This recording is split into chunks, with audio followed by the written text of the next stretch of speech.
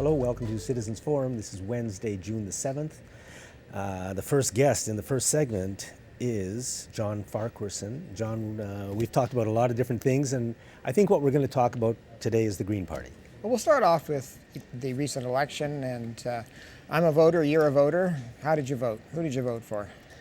I voted Green. I voted Green too. Okay, and maybe for different reasons. Maybe for different reasons, but Andrew Weaver is my MLA, and I knocked on hundreds of doors on his behalf in the 5 or 6 weeks leading up to the election. Most recently, though, I've got a few concerns about some of the things that he has been saying. I don't know about you. No, I like them. Okay. Yeah. So I'll give you a few quotes that concern me. So Andrew was saying that Premier Rachel Notley is stuck in the 20th century, stuck in a 20th century devotion to fossil fuels. What's not to like?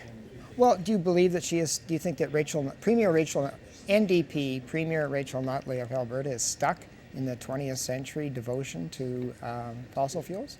Yeah, and I would say she's.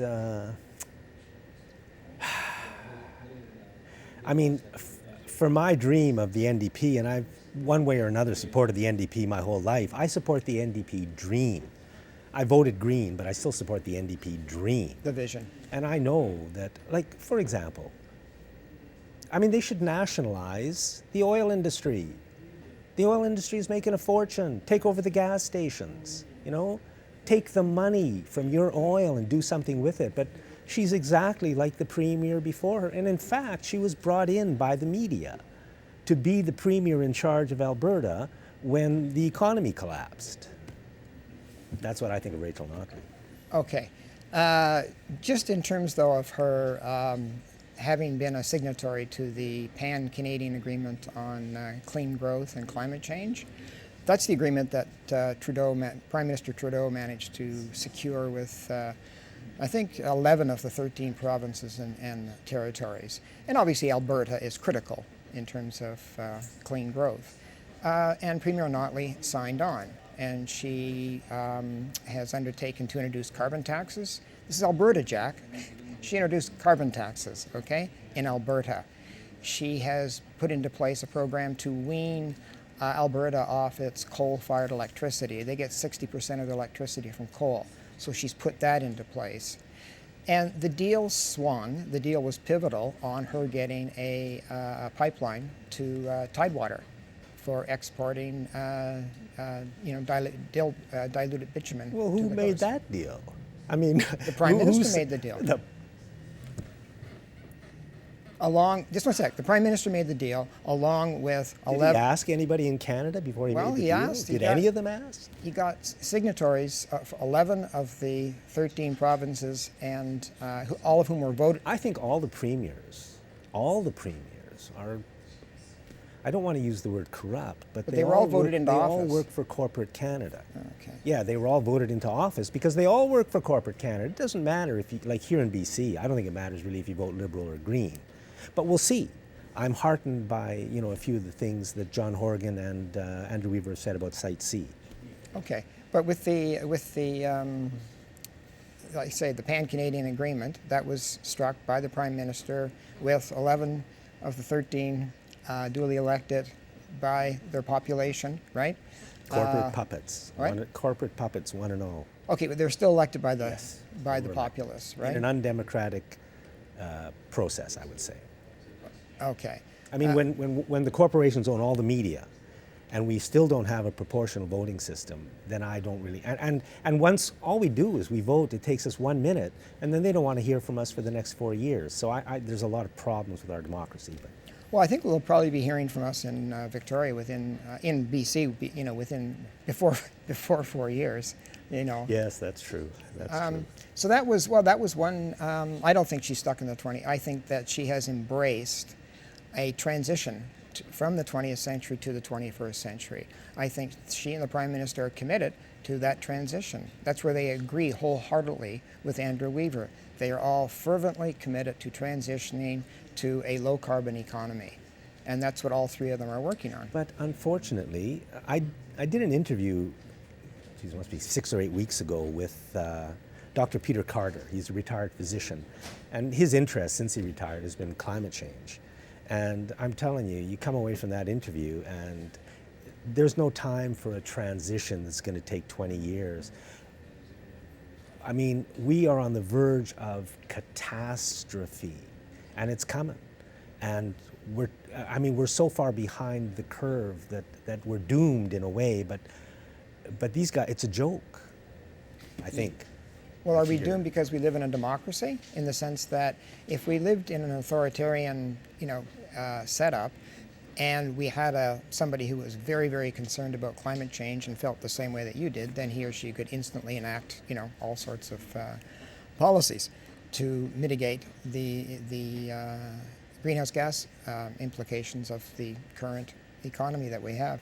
But we don't. We live in a democracy, so we have to get things done. I just don't see any other way around it. I disagree that we live in a democracy. I think we live in a corporate dictatorship. Okay. You see, so I can see we voted green for different reasons, but this is very interesting because, I mean, believe me, not many people agree with what I say. So I'm just out here. This is what I think. I'm not saying it's right, but that's what I think. I don't think we live in a democracy. Okay, so then how are we going to get from a 20th century fossil fuel economy to a 21st century low carbon economy? I think the first thing we have to do is build a democracy, and part of building the democracy is building a free media. We need both. Right. We need a free media because democracy requires that, and then we need a more democratic process for our own governance than we have now, because what we have now is a pathetic disgrace. It's an insult to democracy, I think. Okay, so We should move on to another topic. No. I mean, I understand what you're saying. I just don't agree with you in terms of what you speak of would be great in theory, but this is what we have on the ground right now. I'm just not sure how we all of a sudden take back control from the media. This is what we have on the ground right now. Actually, our new provincial government, if they come into power, can do something for, I would say, $7 million. They can create an independent media in this province that will knock the province's socks off in terms of putting out information and honesty and truth, I think. At least it won't be the corporate message, which is all we get now from the big media. And all they have to do is create a $5 million fund, $1 for each BCer about, and then people vote to where they would like their money to go to. Mm-hmm. And if 200,000 people vote, then each vote is worth $20. And if some not environmental, but media group gets 1,000 votes, it's $20,000, which is chump change, except the independent media has no money right now, so that would be great. And I think we'd create a media for $7 million, $5 million in the fund and $1 million or whatever to pay for the... And that would solve everything? Voting.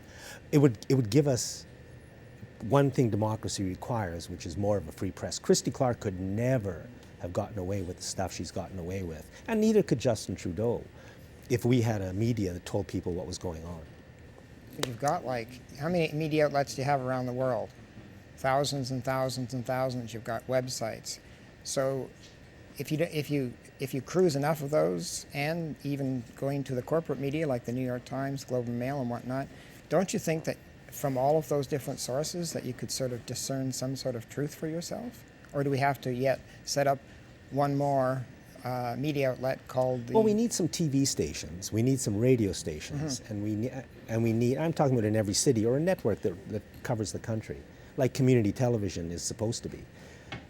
We need TV, we need radio, and we need let's say one weekly newspaper. That's all.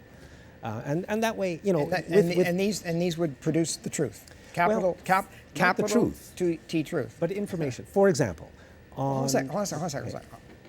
Information. I want true information. Okay. I want the truth. On May 17th, the Parliament of Canada voted not to label genetically contaminated foods. Mm-hmm. They voted by about 80% to 20%. Genetically modified or genetically contaminated? I call it genetically contaminated, but the official term is genetically modified. Okay.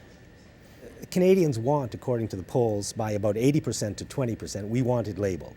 Our Parliament voted by 80% to 20% not to label it, mm-hmm. and nobody even told us, right? They dared, and they got away with it. The media did not. That's what I mean. No, hold on a second. I read about that. I was disgusted, but I read about it in several newspapers.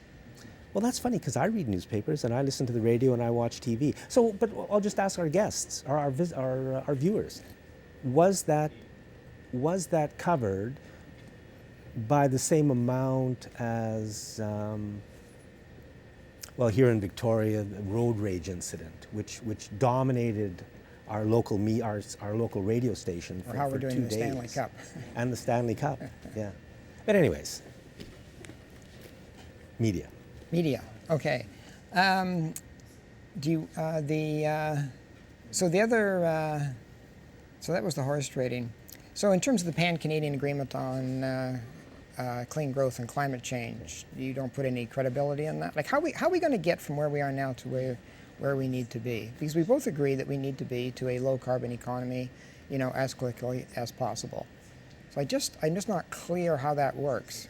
I think the governments of Canada, the provincial and federal governments of Canada, should begin a very fast process of citizens' assemblies and focus groups and polling and find out what people want. Like, would people like to have one of the big oil companies nationalized? Actually, Oh, well, I think yes. I don't know. And what- one of the banks. And then we can sort of do what we want. Yeah, I've been reading about the polling in terms of people's sense of the need to move to a low carbon economy. And something like 80% of the folks are on board. For example, President Trump just pulled the United States out of the Paris Climate Accord, right? And you look at, you know, they polled Canadians on that, and they found that the overwhelming majority were in favor of the Paris Climate Accord. The Paris Climate Accord doesn't do anything, though. Well, I no, mean, but we no, need no, an hold on a second, hold on a second. emergency No, something. but I'm going back to what you said to find out where the Canadian people are at. And the most recent polling on where the Canadian people are at is that somewhere in the majority of like 70% are in favor of the Paris Climate Accord. That's where they are according to the most recent polls as of like yesterday. I would say this, if Canadians were informed about what is just around the corner, they would be demanding much, much, much more. That's the problem. You know, the media and our politicians make sure we don't know what's going on. I mean, this is big time trouble. Yeah, but everybody's seen Inconvenient Truth, Al Gore's. It's been around for... No, where are we? Look at the Oh, no, roads. but The hold on a roads sec. are packed with cars. No, but what I'm saying is that people are well aware of the disaster that is quickly approaching. It's not that they're not aware; they're aware. I think. Well, We have no leadership. Although you would say that agreement was leadership. Yeah, and I say it isn't. Well, what would leadership look like, though? About 10 times as much. We would have trains being built in every city right across the country. Look in Victoria, they just took out the train bridge that could bring commuter rail into downtown. I mean, that's where we're going in terms of what we need, and spending $90 million on a new interchange at Mackenzie and Abbott. I mean, it's a nightmare. But those people got voted into office, and the same ones that decided to take take the rail component off the new bridge, I think the 90% of them who approved doing that got voted back into office in the most recent election. It shows. 90. So what does that I show? know, you're right. Huh? I know. And these are by informed people. They mean people just go We're down, not informed. I don't think we're informed. They live Certainly not by the media. but they live in Victoria, Yeah. and they can go down and say, "Gee, what's Okay, but for The rail- example, we voted on the referendum to build a new bridge, and we were told that it was going to cost more to repair the old bridge than to build a new bridge. Okay, the new bridge is now $110 million. The first climbing. estimate, and climbing. The first estimate to repair the old bridge was $8.9 million. That was never even told people. The media did not tell people that except for Focus magazine. Well- So we weren't informed. Okay, I read about it. I read about it in the Times Colonist. I read about it in Focus. I read about it in several sources that the estimate for the initial estimate for refurbishing the bridge was in the the $10 million kind of window. John, we're out of time. Thank you very much. That was a lot of fun. We should do it again. Okay. Okay. And thanks for watching this 7 Minute Citizens Forum. Welcome back. It's Wednesday, June the 7th. I'd like to start by thanking our volunteer crew and the Shaw staff that makes this program happen every 2 weeks. Guest in this segment is Chris Cook. And Chris, we're going to start by talking about something that happened today. So we're June 7th. There was a bombing in Tehran. Yeah, there was actually two bombings. It was a twin terrorist attack in the capital of Iran. And a third one, the security forces say that they thwarted. So it was a triple-pronged attack right in the heart of Iran, which, I mean, they've had some really weird attacks over the years, mostly by the MEK, which is a sort of a domestic terrorism outfit. But this was really audacious. One was in the tomb of you remember the Ayatollah Khomeini, this is like, Lenin or George Washington or, to Iranians, at least in the modern sense. Or to at least to the government of Iran. Well, certainly to them. And there was a suicide bomber walked in right into the tomb of Khomeini. They do tours and stuff. The other was in the parliament. So it was a gun attack, and all of the perpetrators were killed. So it's, dead men tell no tales, or dead women, because some of them were dressed as women, and some the reports are still unclear whether they were actually women or not. So this was a major attack. It was a major attack, and the timing of it is really crucial, too. If you look at what happened, Hurricane Donald blew through the region there last week, right? And right afterwards, the emboldened Saudis start talking really tough. They isolate Qatar, one of the only friends that Iran has in that area, and things are getting really tense. Just a couple of days ago. It's all happening Saudi right Arabia, now. Egypt, and a few other countries have broken relations with Qatar. They have been isolated entirely right now. Yeah. This morning, I heard that Turkey is planning to send troops into Qatar. Turkey offered to assist. Well, Erdogan went to the parliament there and asked for permission to send troops into there, and that is a rubber stamp in today's Turkey. I mean, what Erdogan wants, Erdogan gets. But he got the okay, of course, to that, and offered then to send troops in. Now, whether or not that'll be taken up or it's just a gesture is yet to be seen. But it really starts to look like there's a concerted movement towards war with Iran, this long-promised war, that the Saudis are really upping the tempo here. And they're really making an example of Qatar, isolating, much in the way that the Americans isolated Cuba. No ships that put in or put out of a Qatar port can use any of the ports of their little conglomerate. That's the Saudis and Yemen, they say, which isn't really legitimate, Bahrain, or the United Arab Emirates as well. And again, you're saying that Qatar is being attacked in this way because it's a friend of Iran. Well, it's still a bit of a mystery, but that is that's the conventional wisdom. The Saudis they're also upset about Al Jazeera, which is based in Qatar, and that's what gives they're the mouse that roared in a sense, and what really roars for them is Al Jazeera, which is still huge, and Al Jazeera Arab language television is the biggest thing going. Al Jazeera English is somewhat diminished, but it's really influential and can't be understated. And I've heard that Gaz also plays. I just read. I don't know why or what, but I just saw the word Gaz. Some other. Well, that's analyst. what they produce. They produce gas. I mean, there is some oil coming out of there, but they're a huge gas producer. So whether how this is going to affect the markets, or if it's going to affect the markets at all, I'm not really sure. But it's a consideration. But really, the belligerence follows on Trump's visit, and Trump supported what they had done, I think. Well, Trump showed them up. He showed up Qatar, and he was very chummy with the Saudis, and he pointed at Qatar as being the supporter of terrorism. Well, that's kind of what do you say, the pot?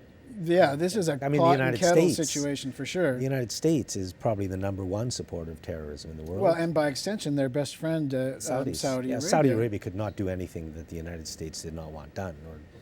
Well, it seems that they're trying to create of the Saudis a regional superpower. They were trying to get of these GCC states, the Gulf Cooperation Council states, They're trying to create like a NATO, a localized NATO kind of setup. And somebody came out in that group against that, and that was Qatar.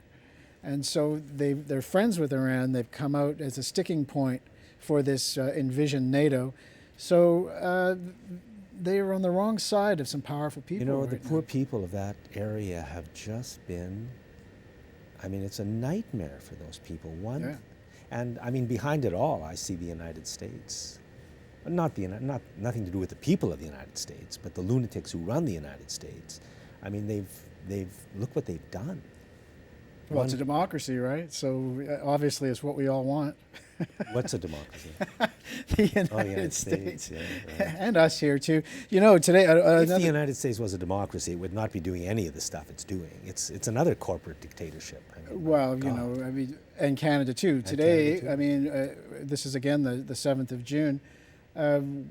Canada, you know, restated its military position, and it $62 billion on top of the military spending we already do, is pledged now over a period of 20 years. So, you know, more jets, more ships, more weaponized drones, more soldiers, more sailors, you know, more money for the military in Canada.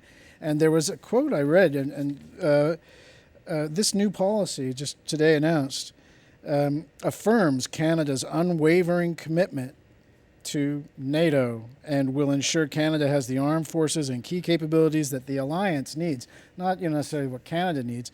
So that's $62 billion more that Canadians will be paying out of their taxes over the next 20 years to make NATO feel good. And what does NATO need weaponized drones for? Well, I don't know. Well, we saw what they did in Libya, and we don't need more of those necessarily, but... Yeah, once again, you know, our governments do these things without asking us, or, you know, we just seem to be marching towards trouble and war when at a time in human history where everything is on the line here because of the environmental issues and the economic issues. I mean, the economy is talk about a potential house of cards. Well, you know, tomorrow now, the 8th of June, is a really interesting day. There's a couple of big things going on. In Britain, their election day. In the States, they've got the testimony of the former FBI agent who was axed by the new president because he was investigating or wouldn't cease his investigations. We'll find out tomorrow what he has to say about that to the American Senate. But in the UK, they've had these terrorist attacks. The insurgent candidate, Jeremy Corbyn for the the Labour. Labour Party, you know, he was the guy that couldn't be elected. He's been a joke in Britain for a year Only as far because as the media goes. the media treats him very Oh, badly. they've been after him, and Because even he's within good. his own party, His party hates him. he's kind of But like. the membership love him. Well, in a sense, he's a Trump or maybe an anti-Trump, where he has no friends within the establishment. You know. He's kind of a Bernie. More like a Bernie, I would say. You know, I was watching coverage today that when he goes and gives his stump speeches, they're turning people away. Like, he's filling football stadiums and No. Yes, and I more, mean, see, and the we parking don't even lots hear as well. about this. We don't hear. At least I haven't seen. I watch CBC. I read the Elizabeth Globe. or Theresa, sorry, Elizabeth. Theresa May, on the other hand, you know, a dozen. She was described with the guy I was listening to. She has trouble getting a dozen people with pre-made placards to come out and go, "Hey, way to go!" She's going to Theresa." win the election. She is going to win. It's pretty much a shoo-in for her right now. Although the numbers, more people will vote for Corbyn. Could be a surprise, just like Hillary and. Well, she and Donald. started. She had a few weeks ago when she called this snap election. She promised not to do. Because she took over for Cameron, of course, who went down in flames with the Brexit failure. But she promised she wouldn't call an election until Brexit was all straightened out. She saw an advantage because the polls had her up 25 points. And now in the last few weeks, it's like a neck and neck. It's changed that much. But the interesting thing is, Jeremy Corbyn came out and he said the war on terrorism is a failure. All of this, macho posturing that we're so used to, especially at election time, is wrong-headed, and it's the source of disaster. usually that would be a death knell for any politician, but for Corbyn, it hasn't been. His numbers keep going up and up and up. And these terrorist attacks that usually strengthen authoritarian figures like Theresa May and the Conservatives haven't helped her at all.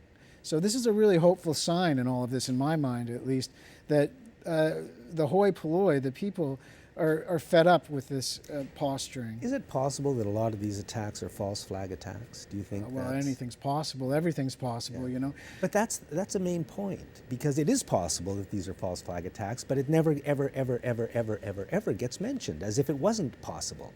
Well, there's a thing, you know, and the guy I talked to on my program In the today corporate media. from England, in England, you know, 21stcenturywire.com is his site, excellent site, Patrick Henningsen. But he talks about something they call known wolves instead of a lone wolf, the known wolves. And you notice how many times these guys, it turns out, these dead terrorists, are known to authorities. They've been watched, you know, they've been in local cases, in the Karoti case here in British Columbia, for example. They had very close association with the In intelligence fact, the RCMP agencies. carried out the entire fake bombing. It never Now, would I have don't know happened. if it went that far Well, in these other that's what cases. the judge. Yeah, but does it go that here, far yeah. in these other cases? Well, this we is need very an interesting. investigation. The But the questions known- have to be asked, but nobody's asking them. Well, the known wolf. Well, people are asking these questions, but they're on the very periphery of media. Yes, In the mainstream, you know, Peter not allowed. Mansbridge isn't going to No, talk about this. But he should. I mean, because I'm not saying they are false flags, but we've got to investigate fully and in depth and honestly to see what, for example, the attack on the Charlie Hebdo, which happened years ago, was one of the first in France, Europe. yeah, sure. So I heard on the radio somebody say it was like an execution. The people who did it were not spraying bullets around. They were trained military people or trained people. They knew what they were doing. They went in and killed the people they wanted to kill, and they left. How were they found? They left their IDs in the getaway car. This happened in London too. The guys had IDs on them, and, Yes. and there was another attack in France today. I think it was a policeman attacked with a guy with a hammer, you know, but carrying ID as well. Yeah, at least I don't know what that mean, means. yeah, but for I would like to see an investigation of these attacks. Well, what's being done, and this is no conspiracy or anything else. In England, Theresa May now, she's come out. First of all, she wants to curtail the internet as a result of these terrorist attacks. She thinks that these terrorists have safe havens, or what she calls them, or places where they can promulgate their hate message. The other thing is she came out today and said that she was okay with rewriting the human rights laws in Britain. If our paraphrase, but if our human rights laws are making it too easy for these attacks to happen, then I'm okay with rewriting our human rights laws. So here you have the very constitution, the fabric of the English common law being assailed and taken apart, not from outside, but from within, using guys that, I mean, they're not going to bring, the Americans are going on trying to say how, the American media that is, saying how afraid everybody in England is and how they're all, wetting their pants and stuff. The English aren't doing that, and they get kind of upset about these kinds of suggestions. They've been through the Blitz. They've been through the long war with the IRA. They're used to bombing attacks, and they just carry on. And they're carrying on through this as well. But that's a message that the American media doesn't want, to get through, that, well, we're not going to be intimidated or let... Well, fear is the message. Well, yeah. And destabilization. Absolutely. And that's happening here I see our society being destabilized. Don't be afraid. By Don't the be afraid. Just poverty carry and on. homelessness Yeah. and Yeah. It's we got less than 1 minute left. Well, my good friend Chris Floyd he lives in London as well, or just outside London. He's a terrific writer at Empire Burlesque, and here's a little quote from him speaking of May and her reversal of the English law. He describes it as a hideous morality on display, a panic reaction of someone who's been absolutely central in the manifest failures of counterterrorism in this decade, who oversaw the rat lines of extremists from the UK to Syria and Libya and back again. They were running these terrorists, and MI5 and MI6, the intelligence agencies in Britain, with a wink and a nod, they knew what was going on, and they were running these guys helped, back and right. forth to use them to destabilize other countries. Right. Folks, Things are just getting crazier, and we can't afford it. Thanks for watching this segment of Citizens Forum, and thank you, Chris Cook. You bet, John.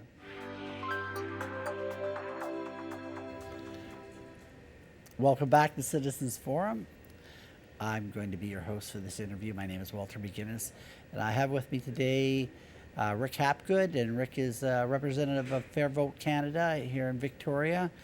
And anybody that's been following the news, it's been very interesting times in British Columbia the last couple of weeks with the closest election, I think, in the history of the province.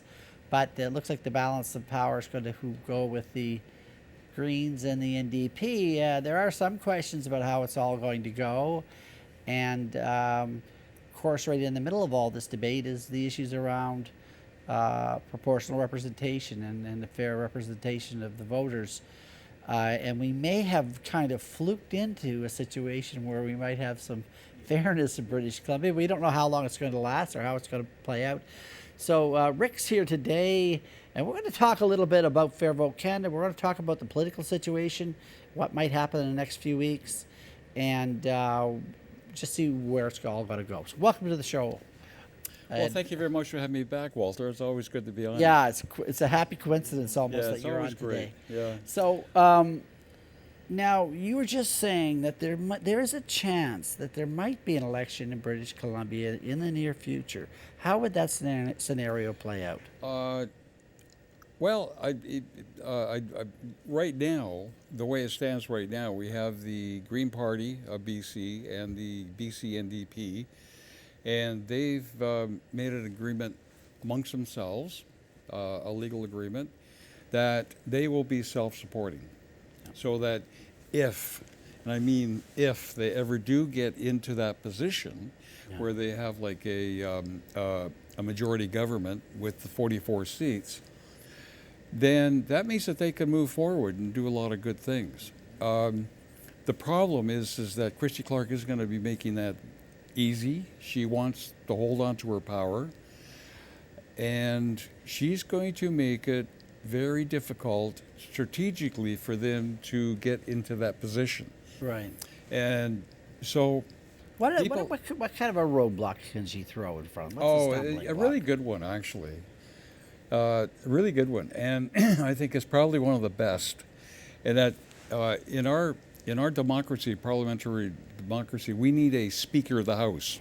Okay, nothing happens without a Speaker. Yeah. Nothing happens. So, as it stands right now, you have to pick a Speaker from an elected official. It has to be an elected official. It can't be just somebody from wherever. It can't be a political appointee or whatever the case may be. Does it have to be a Liberal or No, it can be a Okay. Liberal, NDP, or a Green. Right. But it has to be an elected official, from an MLA. So typically what happens is that the governing party, like the Liberals, for example, they would have their, they would appoint a Liberal MLA to sit as a Speaker. Yeah. She's not going to do that. She's already said she's not going to do that. So that means that either the NDP or the Greens are going to have somebody sit in the Speaker's chair. Well, as soon as you do that, then you're subtracting Your number went down a by seat, and you're going down from 44 down to 33, and now it's 43. it's 43-43. So now it's a tie ball game. But the Speaker can break the tie. But typically the Speaker doesn't break ties in a partisan way. They'll break ties as far as an issue goes. And they will give their side of it, and they will agree, disagree, or whatever the case may be. If the NDP or the Greens decide to put a MLA in the legislature as a Speaker, then for the first time in our history, it will be a partisan Speaker, because whenever there's a tie, and it'll be a tie every time. Like every single issue, there's going to be a tie. And the Speaker will have to say, I'm siding with the NDP, or I'm siding with the Greens. Yeah. I'm deciding against the Liberals. So that has never happened in our democracy before, and so consequently, the NDP and the Greens have to pick somebody to be the speaker. Now, if they don't do that, and there's no speaker, then we're off to another election. Now you can refuse if the NDP chooses a Liberal to be the speaker, the person can just say no, thank They've you. already said they're not going to do it. Period. Okay. So End of- Christy end of Clark story, can tell all her caucus that not one of them can break ranks. Well, that's You know. okay. That's interesting. Now you're getting into party politics. Yeah. There is a lot of knives out there, and they're all gunning for her. And there's a lot of people waiting in the wings for a Liberal leadership. That's so right. That could happen, and there's a lot of people that are hoping that does happen. Yeah. And if it does happen, then problem solved, because Yeah. either way, I think Christie's out. Yeah. I can't see her holding on to any kind of power. No. Even if we went into a different election, another election, I think that the electorate isn't going to vote Liberal. I think they're No, gonna, I think she's going to be signing her own. she's gone. It's just that she's not quite there. I think she still thinks there's a chance that she could hold on to power. This is what I wanted to throw at you. Because Sure. as I was thinking about generally, and you clarified a couple of things that's really good. But in my view, the Liberals and the NDP, although the rhetoric is much different, when you get right down to it, they agree with a whole lot of things, on a whole lot of things. The Greens and the NDP? No, the NDP and the Liberals. Okay, the NDP Liberals. You All know, right. they had this milquetoast sort of stance on Site C Dam. Yeah, I want to go to the Utilities Intermorgan. Commission, which looks like they would turn it down. But nevertheless, they're a political party, and you just say you're against the Site C Dam, and we'll vote for you. That's the way it should work. The thing is, I won't go to belabor all that, but let's just say that they share a lot of similar interests. They both want a majority government. The Greens are kind of a little bit of a pain and where for the NDP, but they have to let them be part of this coalition or they can't rule. But I think both the Liberals and the NDP crave a majority. So the little favor the Liberals will do for the NDP, because they can't be the majority, and they certainly don't. They want to diminish the power of the Greens. They'll cause this ruckus, force an election. The NDP will get a majority. See you later, Green Party, and the Liberals have done their little job of keeping the elites in power. Now that's just a speculation, but nevertheless, another thing to add to the mix, isn't it, of what might occur in the next few weeks? I don't think so. I don't think that scenario that you just described is happening. I really don't. John Horgan, I talked to him a number of times now.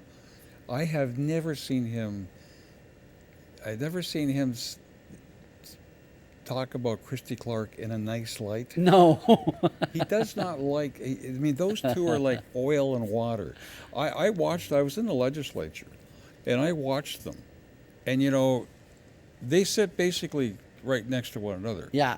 And John will turn around and start talking to Christy. Christy just ignores him.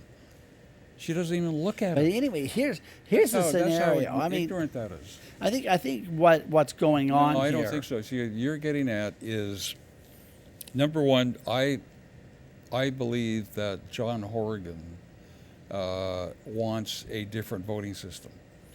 I think John Horgan wants a proportional representation voting system. And I was very pointed in our interview with him. And I said, listen, if we get a proportional representation system in place, that means the Greens are going to have a lot more power, or they're going to have the power they deserve. Yeah. If they get like 16% of the vote, guess what? They should get 16% of the seats. It's just fair is fair. It doesn't matter whether it be green, purple, or whatever. If you get 16% of the votes, you should get 16% of the seats. Yeah. It's as simple as that.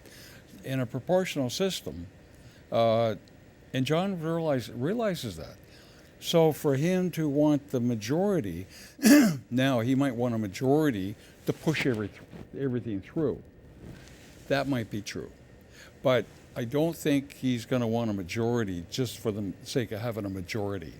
Well, let's differ on that. I don't have quite that level of confidence in him, and I could cite many reasons, but the thing is, the bottom line is that if you're looking at how politics happen in British Columbia, say for instance, okay, if you think Federal Canada thinks, and you think personally that proportional representation system is a way to go, and you're going to run for office. Now, what position would you take? Would you say, if you elect me as premier, we're going to initiate a process of implementing proportional representation. We're going to start the research, we're going to see how we can set it up, and we're going for it.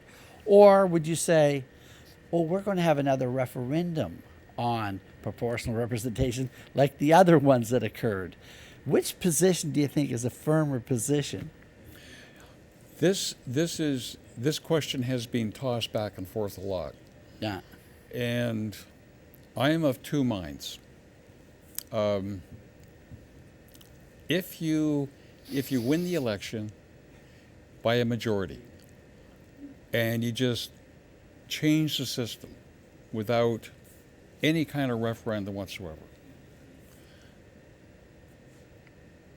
well, if the Liberals just happen to get a majority along with the Conservatives, they get enough seats to form a majority government through PR, well, they can do the same thing. Just flip it back right to first past the post. Yeah. There's nothing stopping them. Yeah. And it's legit because the NDP did it. Yeah. That's one side of the fence. Now, the other side of the fence is this, is that if you want to change the system and you want to hold a referendum, and within 18 months you hold that referendum, you promote the referendum, you get the Greens and the NDP, their vote combined is over 50%. Yeah. Okay? So you blanket all the volunteers, all the supporters, all the members, everybody, everywhere. You got to get out and you got to vote, and you vote yes. So then the referendum passes. Like, we're fairly confident that we can beat it. Well, Rick, back in 2006, and I might have a few. 2005, when 57.5. Yep. British Columbians voted for it, but Gordon Campbell thought 60% had to be the threshold, which is undemocratic and unfair in itself.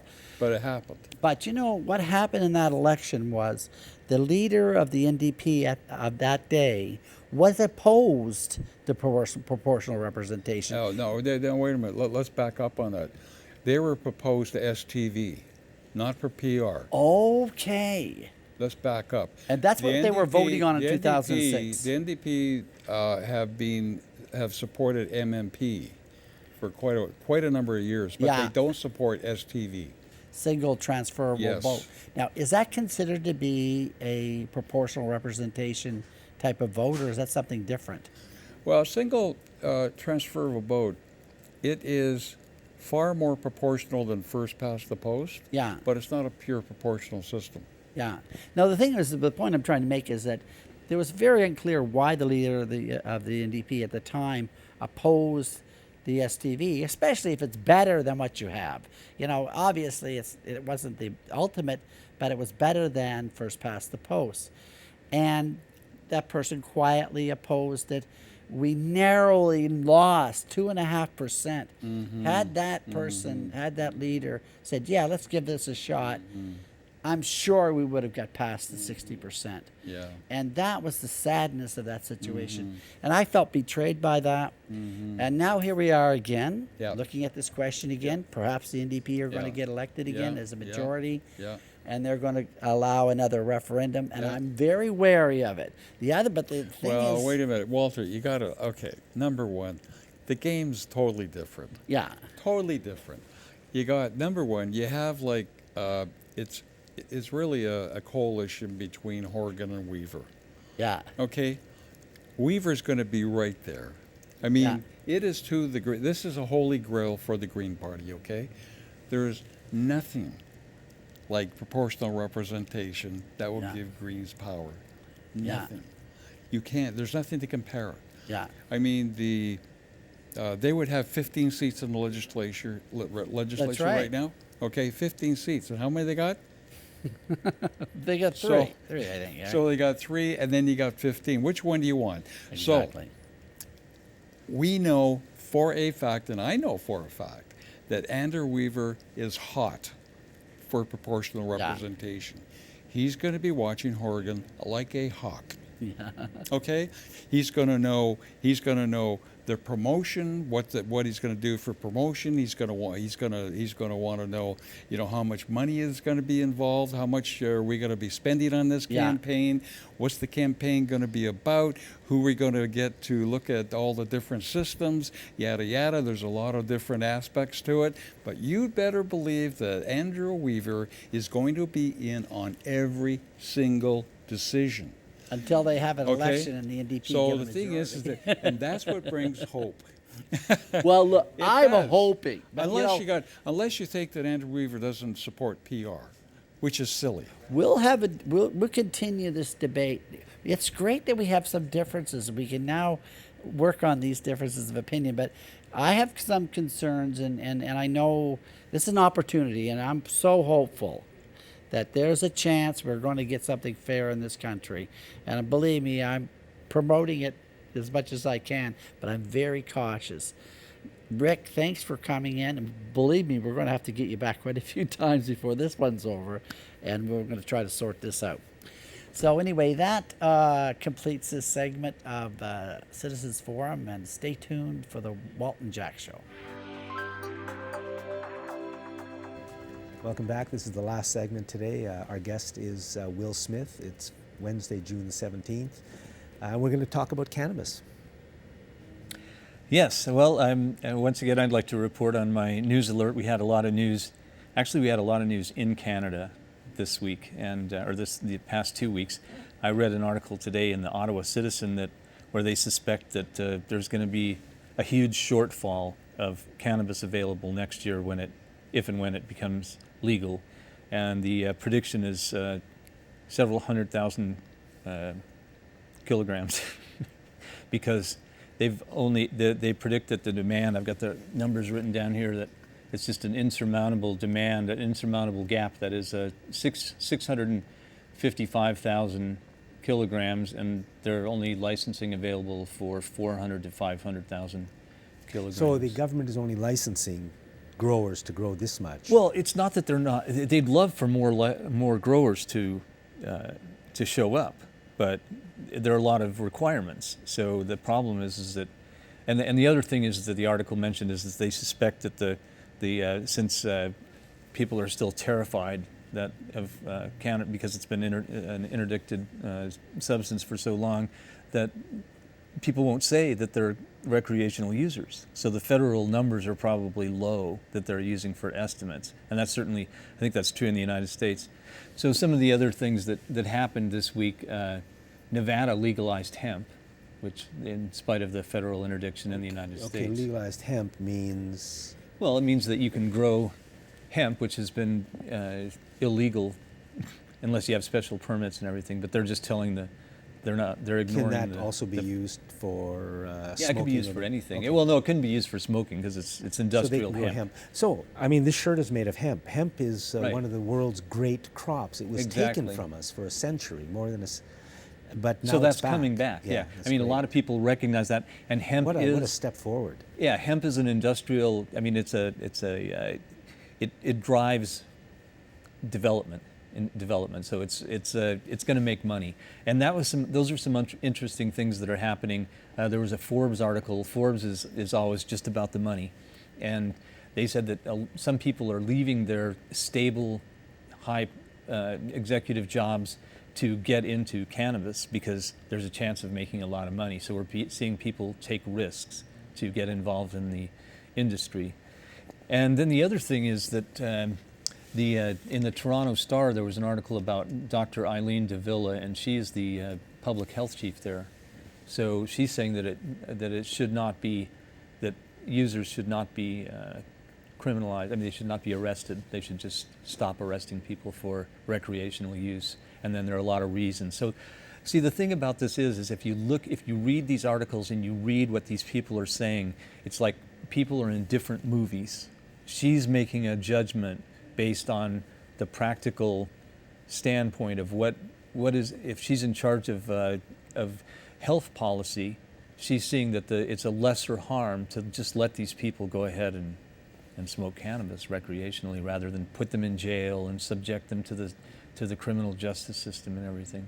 So, see, that's the thing, is that instead of people saying this must be this way, they're backing off a little bit and getting some sense into it, at least here. I'll just say one thing, which is that you mentioned earlier that the government is not sanctioning enough growers to come into the market to supply the demand. I remember reading that the plan was that, or the way it seemed to be unfolding, is that you had to have millions of dollars to get into the game. It should be open to the small grower. I think the they're Trudeau trying to do that. government, I don't trust them. Well, I hope you're right.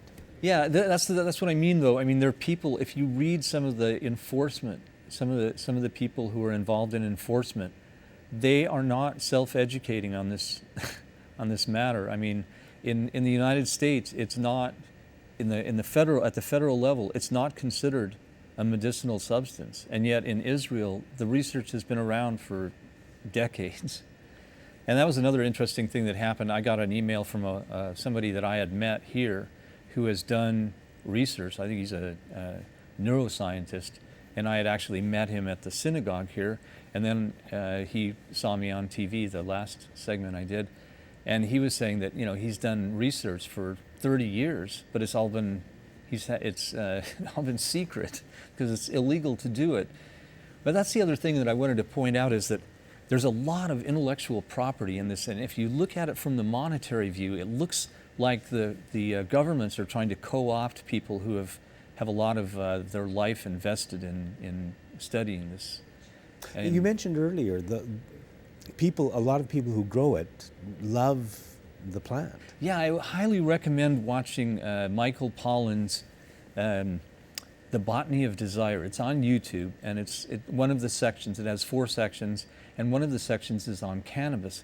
But you can see how these growers of, whether it's cannabis or potatoes or tulips or any of these plants, these people love these plants, and they have a relationship with these plants, and they understand how they work and everything, and they spend their whole life in a relationship with that plant.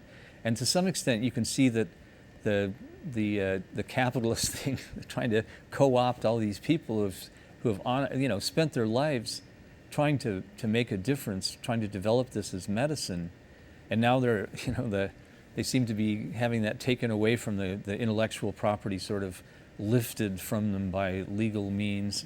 And I don't like that part of it. I don't like what that looks like. It doesn't seem fair to me to penalize people who have spent their lives developing this technology, to just all of a sudden for it magically to be okay, and okay, now you've developed all this stuff, now all your research belong to us.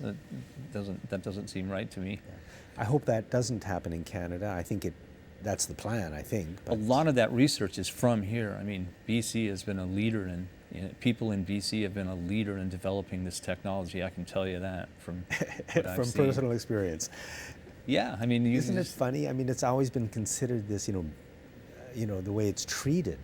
It is. I've had a complete. But really, it's a great plant. I've had a complete epiphany as far as this plant, and I just see it. It's going to be a terrific economic driver for whichever countries decide to go with it.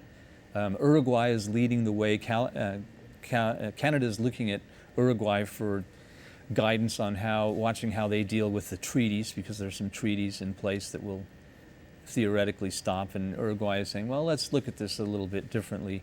But I think we can see some softening in that attitude because it is a medicinal plant. It's also has many, many uses. This shirt, as I said, paper, clothing, oils, medicinals. But it used to be one of the it was the first, I think it was the first $1 billion crop in the United States back in the 1920s or 1930s. It was a huge, huge crop, very important, but it rubbed a lot of people the wrong way because the cotton companies didn't like it, the forest companies didn't like it, and they got rid of it. Yeah, so, but it's something that we can really watch. Right now, it's in such a gray area of the law. I mean, I'd like to be able to help people make decisions on investments, which companies to buy, because that's one of the things I've been trained to do. But I can't honestly say it right now because it's in the gray area of the law, and you can't get a bank account. So I feel like any investment that you make into this industry right now is a little bit dangerous because you don't know really what's going to happen. It's hard to make decisions based on. How's it doing in the States? Like it's been legalized via referendum in some states. Well, that's the thing is it depends on where you look. So if you look at the states are acting, as if they understand what's going on and they're protecting the interests of their. Is it local working out economy. well in Washington or Colorado? I think so. Yeah. I mean, I look at it and there are a few problems, but there are a lot of surprising things. I mean, the level of people on opiates is way down. Opiate painkillers. People are replacing multiple medications just with cannabis, and so I mean, if you have headaches and anxiety and other things. You mentioned earlier that it creates a different culture. Oh yeah, that's what we wanted to talk about. I mean, you can see there are a lot of things we haven't thought about it, but as a shift for recreational use, as we go from a shift from alcohol, which it produces certain neurochemicals when you take it to cannabis, I mean, we're going to see a huge cultural shift there. I'm just absolutely positive. We're out of time. All right. Well, thank you very much. That was a good place to end, and that's where we'll start next time. Thanks for watching Citizens Forum this week. Bye-bye.